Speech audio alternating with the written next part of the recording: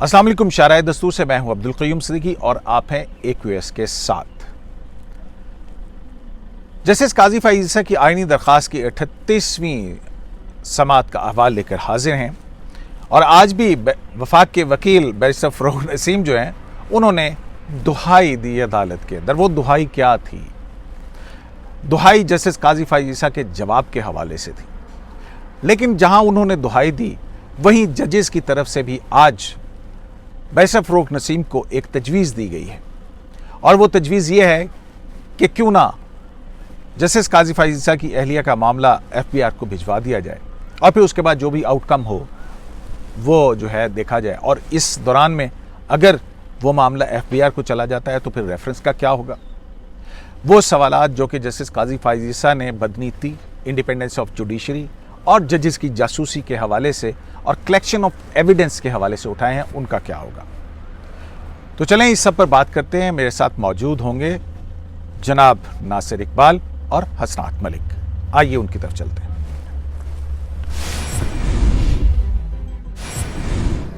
तो हसनात साहब, आज जो अदलिया की तरफ से तजवीज़ आई है ये आई कैसे और इसमें कितने जजेस थे जिन्होंने इसकी हिमायत आपको लगा हो कि हो या कोई बेंचेस पे तकसीम था?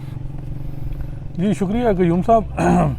तकरीबन हमने पिछले हफ्ते भी ये बात की कि गवर्नमेंट का भी एक सेक्शन जो है वो चाहता है कि FBI की तरफ मामला जाए और इस हवाले से कुछ डिस्कशनें चल रही हैं बिहाइंड द सीन। गवर्नमेंट की तरफ से लोगों को कन्विंस भी अपने लोगों को किया जा रहा है कि अगर ये हो जाए, क्योंकि 2-3 सर्टन ऑब्जर्वेशन आई थी कि भाई कॉन्सिक्वेंसेस के हवाले से। तो बेसिकली तजवीज़ है क्या? आज ये हुआ कि जस्टिस उमर अता बंदयाल जब यूं ही मतलब बेंच आया सुबह 9:30 बजे, तो जस्टिस उमर अता बंदयाल ने कहा कि ये 3 क्रिटिकल इश्यूज हैं। मेलाफ ID है, इलीगल किस तरीके से डॉक्यूमेंट यानी कलेक्शन ऑफ एविडेंस है और सर्विलेंस का मामला है। लेकिन एक चीज़ जो हमने देखी है वो ये है कि there are several legal defects हैं इस रेफरेंस में। ये बात जस्टिस बंदयाल साहब ने की कि लीगल डिफेक्ट्स हैं सेवरल। और आपको भी पता है कि क्या मसला है। जज साहब ने कभी रिफ्यूज़ नहीं किया कि मुझसे ना पूछो, मतलब प्रॉपर्टीज़ के बारे में ना पूछो, लेकिन वो कहते हैं कि वो आप स्पाउस से पूछें, नैब FBI प्रोसीडिंग करें। आपने ना सेक्शन 116 का नोटिस दिया, ना आपने 114 का दिया। आप यही बात तो मुसलसल होती आ रही है। FBI प्रोसीडिंग आप देख लें, अगर FBI वही प्रॉपर प्रोसीजर अडॉप्ट की जाए तो वो बेहतर होगा। अगर आपको पता है कि मेलस पे जजमेंट आ गई तो आप देखें कि सारे नहीं, हम में से सारे नहीं, लेकिन कुछ मेंबर जो हैं मेलस पे ठीक ठाक मतलब वो जजमेंट आएगी, तो फिर ये चीज़ आप जो है ना इस चीज़ का देख लें। फिर उस पर जस्टिस फैसल अरब ने कहा कि ये जो बेंच की तरफ से प्रपोजल आई है इसको आप कंसिडर करें, फ़रोग़ नसीम साहब को। फिर उसके बाद जस्टिस सिजाद अली शाह हैं, उन्होंने कहा देयर इज़ नो हार्म कि आप इस चीज़ को देखें और FBI प्रोसीड करें। अगर कोई चीज़ आती है पिटिशनर जज के खिलाफ दोबारा आ जाएं SJC में, क्योंकि हमने तो बुनियादी तौर के ऊपर तजवीज़ ये आई कि हुकूमत जो है वो ये देखे कि जो मामला है ये FBI का, ये टैक्स का मैटर है। जी। तो उनकी अहलिया से टैक्स डिपार्टमेंट जायदाद के बारे में पूछ ले जी। और अगर फिर भी कुछ रह जाए तो फिर जो है आप वापस सुप्रीम जुडिशल काउंसिल में या सुप्रीम कोर्ट में आ सकते हैं। ये तजवीज़ वो ये था कि आपका बार ये, और ये तजवीज़ दी किसको है? बार ये फ़रोग़ नसीम साहब को, कि आपका जो बार मामला है कि सोर्स हमने पूछना है कि सोर्स क्या है, सोर्स ऑफ फंड, तो वो आप FBI की प्रोसीडिंग स्टार्ट करें, वहाँ से पता चले। अगर कोई चीज़ पिटिशनर जज के खिलाफ आ जाती है तो फिर आप SJC में आ जाए। यही बात जस्टिस बंदयाल साहब ने, फिर जस्टिस फैसल अरब ने, मतलब है कि ड्यू प्रोसेस ऑफ लॉ की उनको कहा कि ये आप चलें। जी। वो फिर जस्टिस बाकर साहब ने आखिर में कहा कि let the due process follow. मेरा तो यही है कि अगर उसमें कोई आउटकम आता है फिर आप देखते हैं, फिर आ जाएं सुप्रीम जुडिशल काउंसिल। तो ये वो चीज़ें हैं जिस पे फ़रोग़ नसीम साहब ने कहा जी कि मुझे टाइम दें, क्लाइंट से, अपने क्लाइंट से बात करनी है। मतलब प्राइम वज़ीर आज़म से बात तो नहीं है कि प्राइम मिनिस्टर प्रेसिडेंट से बात करें। तो बाद में तकरीबन आधे घंटे बाद फिर जस्टिस बंदयाल साहब ने कहा अभी ब्रेक में आप फ़ोन पे बात कर लें उनसे। उन्होंने कहा नहीं, मुझे 24 घंटे दे, मैं कल आपको बता दूंगा। और उन्होंने कहा जी आपको टाइम फ्रेम भी देंगे FBI को, तो कितना? तो उन्होंने कहा ये छुट्टियाँ मैक्सिमम 2 महीने होंगे। ये नहीं, फ़रोग़ नसीम साहब चाह रहे थे कि एक टाइम फ्रेम भी सुप्रीम कोर्ट दे FBI को कि जो कार्रवाई करनी है पिटिशनर जज की। चलें ये आ गया। और फिर उस पे जो है उमर अता बंदयाल साहब ने क्या कहा कि वो मुनीर मलिक साहब से बात करेंगे इस हवाले से? उन्होंने कहा पहले आप बात करें, आप अपना जवाब दें, मतलब क्या गवर्नमेंट राजी है, फिर हम जो है पिटिशनर जज कौंसल जो है जो मुनीर मलिक साहब से भी पूछेंगे इस हवाले से कि वो क्या कहते हैं। हाँ, तो ये प्रपोजल है आज की, तो जो ये आज की बहुत बड़ी डेवलपमेंट है कि 9 महीने बाद 9 महीने बाद तकरीबन अच्छा 14 महीने से तो ये सारा सिलसिला चल रहा है, लेकिन 23 मई को हुई ना रेफरेंस। हाँ, तो 23 मई के बाद जो नहीं आप कहें कि तो 1 साल तो हो गया है। नहीं उससे हाँ 1 साल से ज़्यादा ही हो गया तकरीबन। तो नासिर साहब, आज मैं नहीं आपसे पूछूंगा कि फ़लाँ जज ने क्या कहा, फ़लाँ जज ने क्यों कहा, फ़रोग नसीम साहब ने क्या कहा। मुझे एक बात बताएं, सिचुएशन ये है कि हम देखते हैं कि जस्टिस मकबूल बाकर जो है वो फ़रोग नसीम के दलाइल पर पिछली 3 समातों में कहते हैं कि एक जासूसी के इल्ज़ाम पे हुकूमत चली गई। फिर उसके बाद जो है उसका जवाब आता है, और वो जवाब आता है कि जनाब हम जायदाद जज की है, ट्रायल सदर वज़ीर आज़म का हो रहा है, तो फिर हम तैयार हैं। जब वो कहते हैं हम तैयार हैं, और फिर उसके बाद जो है आज प्रपोजल आ जाती है बेंच के सरबराह की तरफ से कि आप FBR में ले जाएं, वहाँ देखें, अगर सोर्स मिल जाता तो ठीक है, नहीं होता तो फिर आप वापस आ जाएं। उन्होंने भी कहा सदर वज़ीर आज़म से पूछ के बताऊँगा। तो ये क्या अदालतों में ऐसा ही होता है? देखें, बात असल ये है कि आज सुप्रीम कोर्ट के जजेस ने ये बात बावर कराई है कि हम सुप्रीम कोर्ट का नाम बदनाम नहीं करना चाहते, क्योंकि ये एक परसेप्शन जा रहा है। जैसे देखें आप 2-3 दिन से मुस्तकिल आप देख रहे हैं कयूम साहब कि जजेस का कह रहे हैं कि हम अकाउंटेबल हैं। ये किसी ने भी नहीं कहा कि हम अकाउंटेबल हैं, लेकिन हमें एक सर्टन मैकेनिज्म के तहत अकाउंटेबल किया जाए। मतलब हम बिल्कुल तैयार हैं, हमारा एक मतलब तरीक़ाकार है।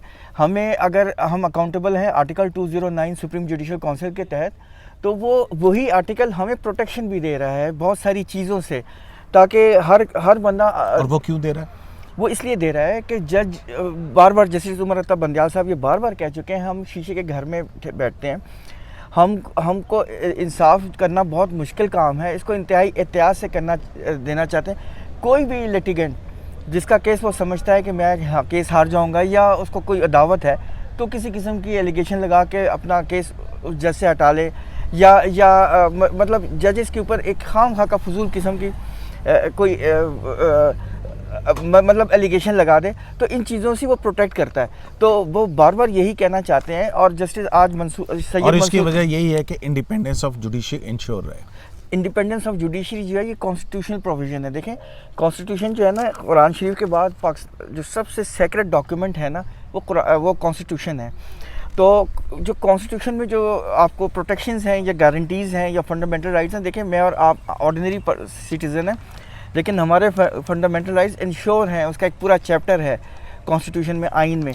नहीं, मुझे ये बताएं ना कि ये हो क्या रहा है कि जजेस की तरफ से भी एक दफ़ा हाइप हुई, फिर फेडरेशन के वकील ने भी एक कल जो है वो कहा, और फिर उसके बाद ये एक तजवीज़ सामने आ गई है।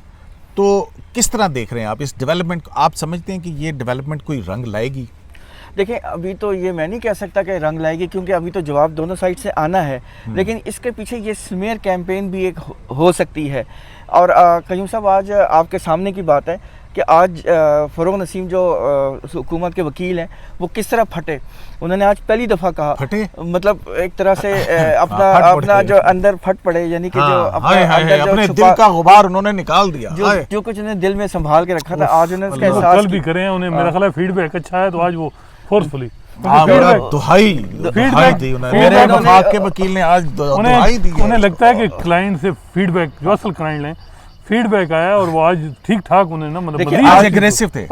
आज उन्होंने कहा कि देखें, एक जज साहब ने मतलब जो पिटिशनर जज है, उन्होंने मुझे टाउट कहा, क्या ये उनको जेब देता है आपको? क्या मैं बताऊं कि मैं किस तरह गुजरा हूँ, जहनी कर्ब से गुजरा हूँ। तो इस पर जस्टिस मकबूल बाकर साहब ने भी उनको याद दिलाया कि देखें आप। अच्छा, और उसके साथ शहजाद अकबर मिर्ज़ा के बारे में नहीं, उसमें उन्होंने कहा कि देखें, प्राइम मिनिस्टर के ख़िलाफ़ और शहजाद अकबर के ख़िलाफ़ और मेरे ख़िलाफ़ क्या कुछ नहीं कहा उन्होंने।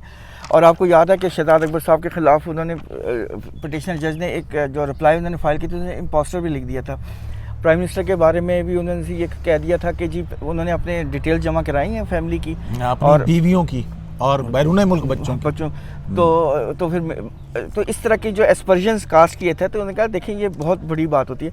तो इस पर जस्टिस मकबूल बाकर साहब ने कहा कि आप ये अंदाज़ा करें कि उन्होंने यानी पिटिशनर जज ने, जस्टिस काजी फायद ईसा साहब ने भी कितने मुश्किल हालात फेस किए होंगे, किस अजाब से गुजरे होंगे। और अगर उन्होंने कहा कि वो तो मैन ऑफ मतलब स्ट्रॉन्ग विल है, कोई और आदमी होता तो अंग्रेजी का उन्होंने लफ्ज़ बोला क्रम्बल कर जाता, यानी वो ढेर हो जाता। तो स्मीयर कैंपेन मतलब इस पे वैसे जैसे फ़ारूक नसीम साहब ने इस पे कहा था कि मैं कंडेम करता हूँ फ़ारूक, किसी किस्म का भी कोई स्मीयर कैंपेन हमारी तरफ से नहीं है। अच्छा, तो वो बैरिस्टर फ़ारूक नसीम और जो जस्टिस वक़ार के हवाले से प्रेस कॉन्फ्रेंस की थी, फरदौस आशिक अवान जो है उन्होंने आली शिकंजे की और जज क्रीज से बाहर निकल कर रहा, उसको भुगतना पड़ेगा। बिल्कुल, ये सारी चीज़ें। इसके अलावा कयूम साहब जो सबसे इम्पोर्टेंट बात मैं कर रहा हूँ वो अनवर मंसूर साहब का जवाब है। हाँ। जो आप कह रहे थे कि सदर की मंजूरी से आया या नहीं, जिसमें सदर उन्होंने कहा कि उनके काजी साहब जी बड़े एरोगेंट हैं, मतलब उनके मेंटल पे भी बात की, बड़े स्ट्रांग वो वर्ड यूज हुए थे उनके जो वर्ड इस्तेमाल हुए थे वो मुझे याद है। उन्होंने अपनी पिटिशनर जज ने अपनी पिटिशन में उनको स्ट्रांगली ऑब्जेक्ट किया था कि जो अनवर मंसूर साहब ने, हालांकि वो देखेंगे क्या अनवर मंसूर साहब ने लिखी है या किसी ने लिखी है, ये तो पिटिशनर जज तो चले वो हैं कि वो खुल के आते हैं सामने, तो कई लोग हैं जो वो आगे करके प्रॉक्सीज या जो भी कि वो अनवर मंसूर साहब अब पता नहीं उन्होंने वो लिखे लफ्ज़ वो बड़े स्ट्रांग लफ्ज़ थे। और मैं हैरान हूँ कि बेंच की तरफ से वो चीज़ भी आनी चाहिए थी कि जो अटॉर्नी जनरल ने जवाब में लिखा है पिटिशनर जज की मेंटल, कि जी वो मेंटली क्या है, किस तरह हैं, और वो एरोगेंट, हाँ, वो वर्ड अब याद नहीं, मेंटली स्टेबल नहीं है, काफी 6-7 बड़े सख्त वर्ड थे जो क्या एक जज के लिए इस्तेमाल के वर्ड्स हैं, जो जैसे काजी फाइज़ ने अपने रिप्लाई किया कि ये वर्ड इस्तेमाल, वो वर्ड जो हैं वो काश वो जो है ना वो आज बताया जाता कि यार ये अटॉर्नी जनरल बताएंगे आर्टिकल 100 के तहत एक कॉन्स्टिट्यूशनल अटॉर्नी जनरल पाकिस्तान एक जज के लिए ये लिख रहा है, जब वो जज अभी मतलब वो जिसके खिलाफ अभी तक कोई चीज़ साबित भी नहीं, और सिर्फ महज एक एलिगेशन है। इस पे जस्टिस मकबूल बाकर साहब ने भी ये कहा था कि हमें इन चीज़ों पे नहीं जाना चाहिए क्योंकि ये मुल्क किसी किस्म का भी टर्मोइल का मुतमिल नहीं है। क्योंकि ये बात नासिर साहब ये क्या बात है, कभी कहते हैं कि let the haven fall will start from the ashes, यार जो आसमान गिर जाए हम इंसाफ करेंगे, वज़ीर-ए-आज़म फारिग हो जाए, और अब जो है टर्माइल आ गया। दो कॉन्स्टिट्यूशनल, ये हुआ क्या है मुझे नहीं समझ आ रही। दो कॉन्स्टिट्यूशनल इंस्टीट्यूशंस हैं, जब ये लड़ते हैं ना तो इसका नुकसान मुझे और आपको होता है। नहीं नासिर साहब ये कोई लड़ाई नहीं होती, कयूम साहब आप ये कोई लड़ाई नहीं होती। 3 नवंबर को आप थे, आप जज्बाती ना हो, आप क्या वो रिप्ले करना चाहते हैं कि 3 नवंबर में जब वो उस हद तक चले गए जस्टिस वजी वाला मामला, तो वो जो पिटीशन चल रही थी, और उसके बाद जब उन्होंने कहा था कि जी तो फिर उसके बाद जजेस को घर, तो क्या देखें एक रिस्ट्रेंट शो करनी होती है, क्या कहता है? नहीं देखिए आप चाहते हैं कि बार-बार जजेस का ओथ क्या कहता है? नहीं जजेस का वो बात आप मतलब ठीक है, ओथ यही कहता है ना, will protect defend and preserve the constitution. बिल्कुल ये बात ठीक है, तो 2 वज़ीर-ए-आज़म फारिग किए और क्या करें, वज़ीर-ए-आज़म 2 फारिग करें। मुशर्रफ को सज़ाए मौत दी स्पेशल कोर्ट ने 6 साल बाद, वो अलग बात है कि लाहौर हाई कोर्ट में उसको कर दिया, मामला अभी भी सुप्रीम कोर्ट में है। आप मतलब अभी भी उम्मीद रखें कि इस नहीं, मुझे नहीं बताएं टर्मोइल से क्या मुराद है, नासिर साहब मुझे समझाएं यार। देखें कॉन्स्टिट्यूशन मुल्क टर्मोइल का मुकम्मल नहीं हो सकता, क्या होगा? लेट्स अब इफ्तिखार चौधरी साहब के दौरान पीपल्स पार्टी की हुकूमत थी, यूसुफ रज़ा गिलानी को आपने कहा कि तौहीन-ए-अदालत में सजा दे दी। देखें जितने क्या टर्माइल हुआ, जब भी गवर्नमेंट नया कॉन्स्टिट्यूशनल ऑर्डर, नया वज़ीर-ए-आज़म आ गए, जब छुट्टी होती है, नवाज शरीफ को सजा दी, नाअहल करार दिया, जायजा के प्रिंट शॉट्स के ऊपर आपने बोल लेने थे ना, फिर नहीं मुझे तकरीर आई हुई है, और फिर उसके बाद जो है ना आप शाहिद खान अब्बासी आ गए, मुल्क के अंदर इलेक्शन हो गए, जैसे भी हुए जो इलेक्शन हुए वो ख्वाजा आसिफ ने तकरीर के अंदर सारा कुछ बता दिया।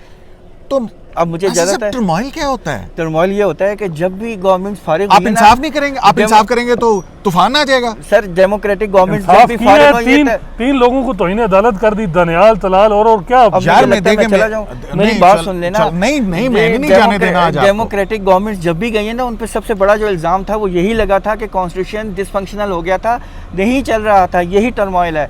जब कॉन्स्टिट्यूशन सिस्टम नहीं चलता तो फिर ये है, उसके बाद मुल्क नहीं चल सकता, फिर जो वैक्यूम क्रिएट नहीं हो सकता, फिर दूसरी पावर को आना पड़ता है।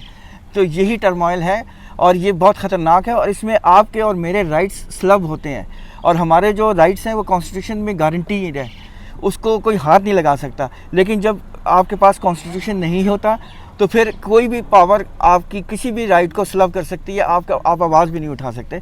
तो ये टर्मोइल है, ये कोई इतनी छोटी मोटी चीज़ नहीं है, ये बहुत सीरियस इश्यूज है। और इंस्टीट्यूशन अगर टर्माइल ये होता है कि आपकी नेगेटिव ग्रोथ जा रही है, टर्माइल ये टर्माइल नहीं है, ये बिल्कुल टर्मोइल है, एजेंट हो रहा है। लेकिन वो फाइनेंशियल ये कॉन्स्टिट्यूशनल हेड इंस्टीट्यूशंस हैं क्या यार। टर्माइल है?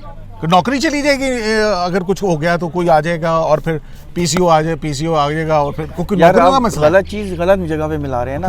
फिर क्या मसला? गलत चीज़ गलत जगह पे मिला रहे हैं। ये कॉन्स्टिट्यूशनल इंस्टीट्यूशंस लड़ाई नहीं मुल्क बर्दाश्त कर सकता, और भी मामलात हैं वो और भी चीज़ें ख़राब हो लड़ना जाएंगी। कौन चाह रहा है? देखें, जुडिशियल रिस्ट्रेन होती है, ये अच्छा तकाजा होता है और मेरा ख्याल है करनी चाहिए। आर्मी चीफ वाले केस में जुडिशियल रिस्ट्रेन का मुजाहरा किया गया, ये जो 6 महीने दिए और ये वो अच्छी बात है जुडिशियल रिस्ट्रेन। हाँ, ये बात आपकी वैलिड है कि कहीं जब वज़ीर-ए-आज़म को पैक मतलब उनको तो कहते हैं कि आसमान भी गिर जाए तो उनको फारिग कर दो। 1,27,00,000 वोट लिए है नून लीग ने, इतना बड़ा भी अभी मतलब अब देखें वो उनका एक है। चलिए हम कुछ तो ये डिट्रैक चीज़ हो गए, जरा वापस आ जाए ना आज की प्रोसीडिंग के ऊपर। तो कल का जो मेरा सवाल था आपसे भी मैंने किया था, आज उसकी बाज़गश्त फिर इसका मतलब सुनाई दी ना। आज जस्टिस फैसल अरब ने क्या कहा कि क्योंकि कल जस्टिस याहिया अफरीदी ने कहा था कि सदर को भिजवाई गई समरी और उसके बाद अटर्नी जनरल की जो सुप्रीम जुडिशल काउंसिल में जवाब है जिसका आपने अभी जिक्र किया, उसकी सदर की मंजूरी, ये दस्तावेजात मांगी थी। तो आज और हमने कहा था कि इसकी सिग्निफिकेंस क्या है। तो आज जस्टिस फैसल अरब जो हैं जी उन्होंने कुछ कहा है इस बारे में, और कुछ कहा कि सदर की मेलाफिडी क्या है, क्यों नहीं है? नहीं, उन्होंने कहा कि सदर की क्या मेलाफाइडी है। मेलाफाइडी ये होती है कि वो झूठ कोई लिख, और उन्होंने झूठ नहीं बोला। जो चीज़ें थी कि प्रॉपर्टीज़ अनडिक्लेयर्ड थी, उन्होंने वो चीज़ें, वो उनके पास एविडेंस आया, उन्होंने वो चीज़ें फॉरवर्ड कर दी। इसमें आप मेलाफाइडी किस तरह एट्रीब्यूट कर सकते हैं सदर को? सदर ने तो वो जो चीज़, लेकिन जो जस्टिस मकबूल बाकर या इसके अलावा 2-3 जजेस का ये था कि जी आर्टिकल 209 में जो सदर है वो इंडिपेंडेंटली एक्ट करता है, वो एडवाइस का पाबंद नहीं होता, उसे अपनी ओपिनियन बनानी होती है कि क्या ये रेफरेंस मेंटेनेबल भी है या नहीं है, ये चीज़ क्या ये टैक्स मैटर है, क्या इसमें ओपिनियन फॉर्म करनी होती है। लेकिन एक बात तो है ना कि यूम साहब, प्रेसिडेंट को एडवाइस की थी अटॉर्नी जनरल अनवर मंसूर खान ने, 1 पेज का एक अपनी ओपिनियन दी थी। ज़ाहिर बात है सदर जो है वो डेंटिस्ट है, वो लॉ तो नहीं है, लायर है वकील। उसने अपनी जाहिद हुसैन साहब जो फार्मर सुप्रीम कोर्ट जज हैं, वो भी उनकी से भी ली होगी ओपिनियन, या मतलब अटॉर्नी जनरल, तो इन लोगों ने सबने ही ओपिनियन सदर कैबिनेट की तरफ से मंजूरी का ट्रैक भी तो गया ना उधर नहीं से। वो कहते हैं कि आज जो वज़ीर आज़म ने डायरेक्ट भेजा, डायरेक्ट, क्योंकि कैबिनेट की मंजूरी नहीं 209 देखें वो लिखा हुआ प्राइम मिनिस्टर है, फेडरल गवर्नमेंट नहीं लिखा हुआ है कि वो रेफरेंस फाइल करेगी, ठीक तो वो है। जरूरी नहीं था। गो के इफ्तिखार मोहम्मद चौधरी साहब का ये पॉइंट है लेकिन वो कि एडवाइस जी कैबिनेट अल मुस्तफ़ा इम्पैक्ट के बाद जो है फेडरल कैबिनेट से मंजूरी ज़रूरी थी, क्योंकि हर मामला होता है, आप एक छोटा सा एक कहीं मुलाजिम भी लगाते हैं या फारिग करते हैं तो फेडरल गवर्नमेंट, तो इतना बड़ा मामला है उसको भी कैबिनेट में। जस्टिस ठीक है। मंसूर अली शाह साहब ने भी आज 2-3 दफ़ा और जस्टिस उमर उन्होंने यही कहा कि जो प्रेसिडेंट का ऑफिस है वो एग्जीक्यूटिव का हिस्सा नहीं है, उसने इंडिपेंडेंट ओपिनियन फॉर्म करनी है, वो एक इंसुलेटेड है, वो बिल्कुल अलग थलग एक हाईएस्ट पोस्ट है, मतलब प्रेसिडेंट की जो ऑफिस है वो सबसे बड़ी ऑफिस है, बिल्कुल ठीक उसने है। जो ओपिनियन फॉर्म करनी है वो अपनी इंडिपेंडेंट माइंड अप्लाई बिल्कुल, करना। और आर्टिकल 48(1) उनको ये इजाज़त देता है कि वो किसी भी तो वक्त जो प्राइम मिनिस्टर की एडवाइस बाइंडिंग वापस है वो वही मैं नहीं, कह रहा हूँ इसमें ना, नहीं है ना सर। इस पे नहीं है ना। ये प्रेसिडेंट इसमें की independently प्राइम act मिनिस्टर की जो करेगा। माइंड है 48(1) में उनके पास ये इख्तियार है कि ये वापस भेज सकते हैं और कह सकते हैं कि आप दोबारा करें। तो इस पे यही वो बात थी कि प्रेसिडेंट का ऑफिस जो है वो इंसुलेटेड ऑफिस है,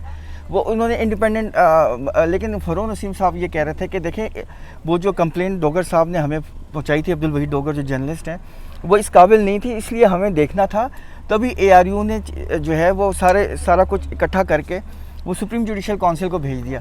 लेकिन जजेस ये कहते हैं कि नहीं, सुप्रीम जुडिशल काउंसिल को आपने बाद में भेजा है, आपने पहले ये सारा इकट्ठा करके प्रेसिडेंट साहब को दिया और ये एक फॉर्म की आपने पूरी एक्सरसाइज की है। ये जो एलिगेशन लगा है ना कि कोवर्ट एक्ट सर्वेलेंस से आपने मटेरियल इकट्ठा किया है और कलेक्शन ऑफ मटेरियल इलीगल है, जो आज जस्टिस उमर बार बार ये बावर करा रहे थे कि जजेस जो हैं वो मेलिस के ऊपर कन्विंस हैं और वो उस पर कुछ लिखेंगे भी। तो All of us not, but हाँ, मतलब सब नहीं, लेकिन कुछ कुछ जजेस, यानी कि judges- आपको लग रहा है कि इस हवाले से बेंच के अंदर कहीं इख्तिलाफ राय है। देखें 10 मेंबर बेंच है ना, हर एक का इंडिपेंडेंट माइंड है, वो कोई कुछ लिखेगा, कोई कुछ लिखेगा, लेकिन सर्वेलेंस पे तो हम सब एक्सपेक्ट कर रहे हैं ना, सर्वेलेंस पे, मैलिस पे, कलेक्शन ऑफ मटेरियल पे, इस पे कुछ ना कुछ तो आएगा।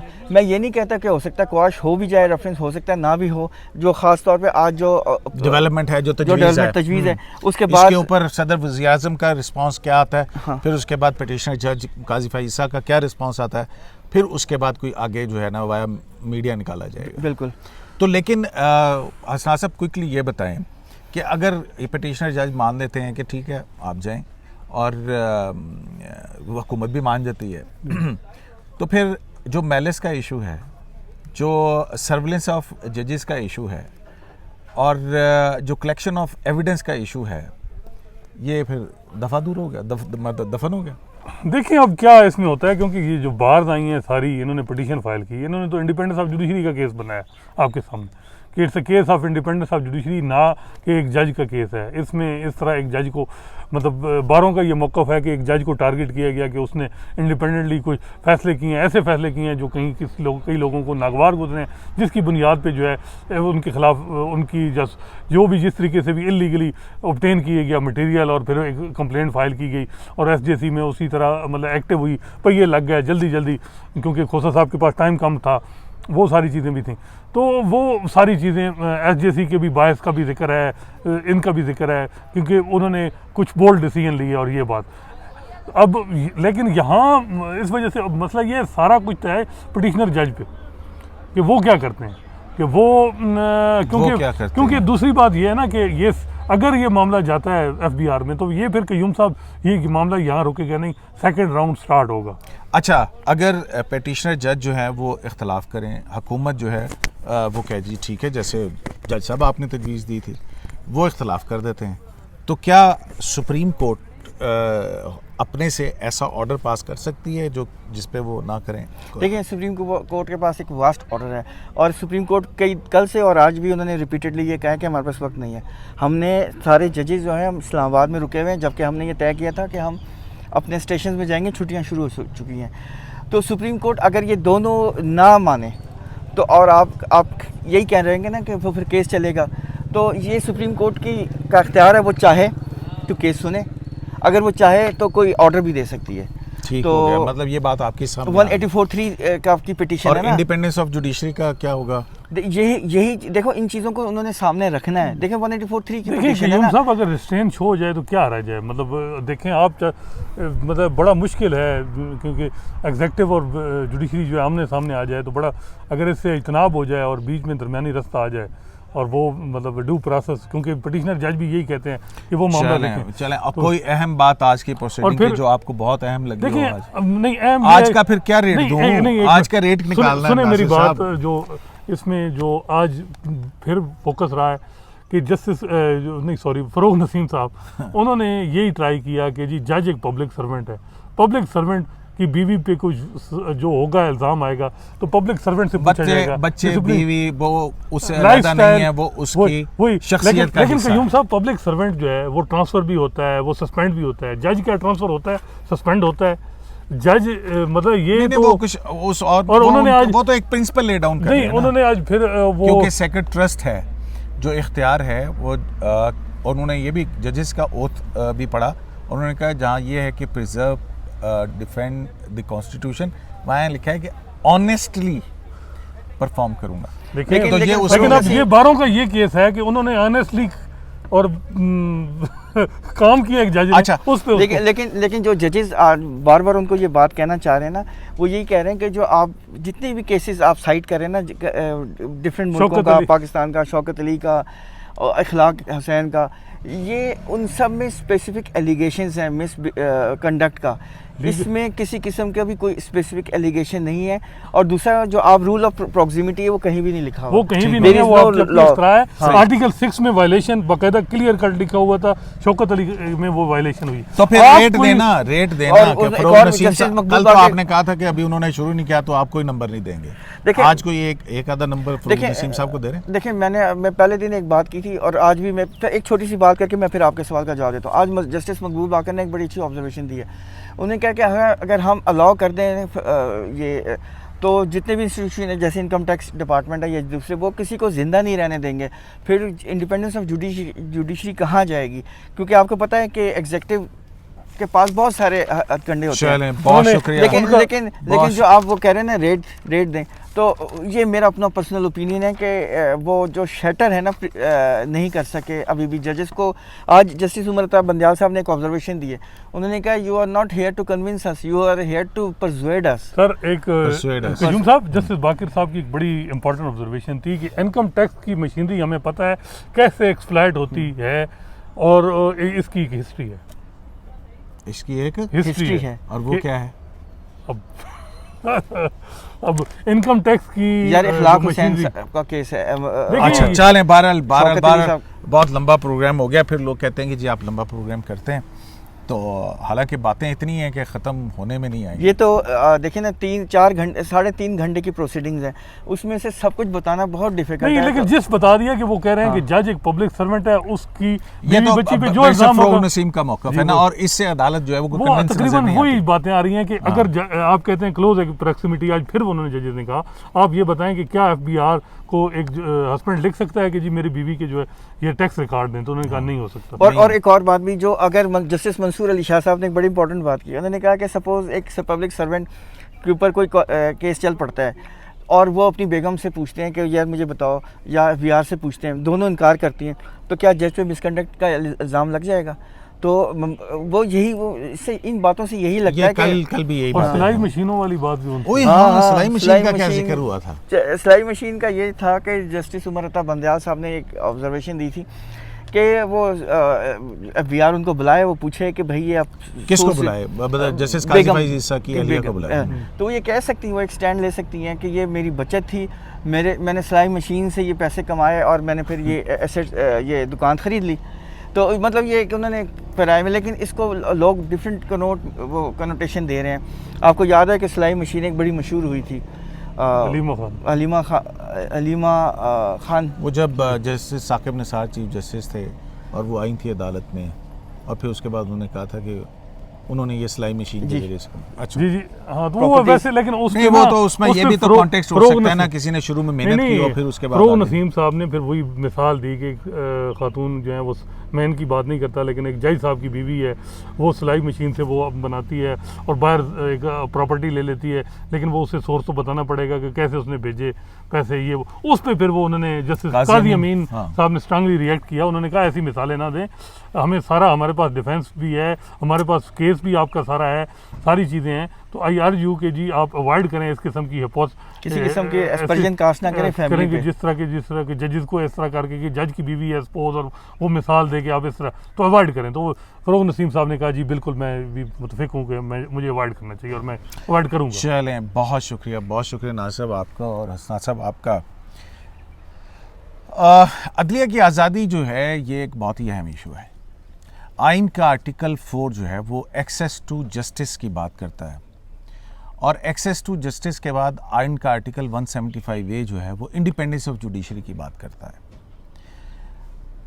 और इंडिपेंडेंस ऑफ जुडिशरी के ऊपर एतमाद उनका होता है, अवाम का उन जजेस पर होता है जिनके बारे में अवाम के अंदर तासुर और एतमाद ये हो कि ये खा कोई भी हालात हों, ये इंसाफ करेंगे, किसी की तरफ पलड़ा झुकेगा नहीं, और इंसाफ करने वाले जज निडर और आज़ाद होने चाहिए।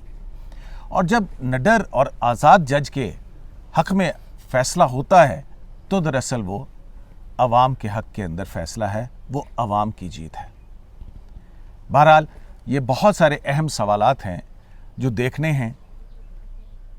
देखते हैं कि इंसाफ अगर कहा जाए, पूछा जाए, तो उस बुनियादी तौर पे एक मफरूज़ा जो जहन के अंदर आता है वो ये आता है कि अगर जज साहब जो है वो जुडिशल मिसकॉन्डक्ट के मुर्तकिब हैं, तो फिर सुप्रीम कोर्ट ऑफ पाकिस्तान को अपने जज को खुद सज़ा देनी चाहिए। और अगर वो मिसकॉन्डक्ट के मुर्तकिब नहीं हैं, तो फिर ये बैन रास्ते, ये किसको रास्ता देने की तरफ रास्ते जा रहे हैं? अहम सवाल है। शराय दस्तूर से अब्दुल क़य्यूम सिद्दीकी को AQS को इजाज़त दीजिए। अल्लाह ने के बाद।